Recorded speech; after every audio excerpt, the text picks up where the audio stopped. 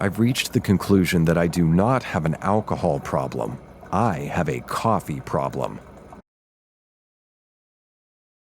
Shaky hands, grumbling stomach, heart palpitations, a ceaseless sense of dread that some vague calamity is always just moments away from falling upon me.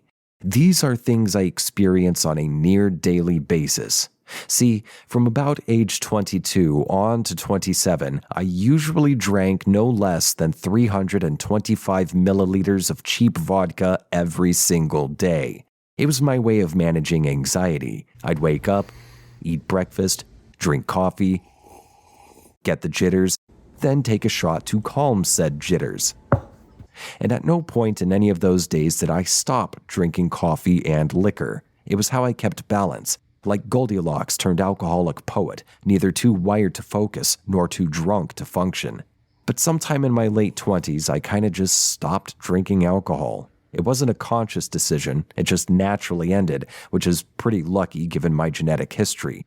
Well, once I lost the taste for booze, I, of course, generally started feeling better because I was not constantly hungover and dehydrated.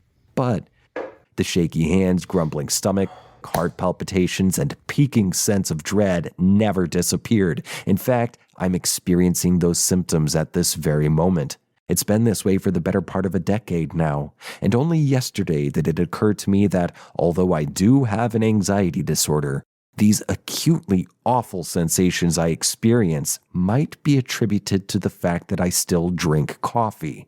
I've looked into it. I'm not allergic to coffee, but perhaps I'm just sensitive to it.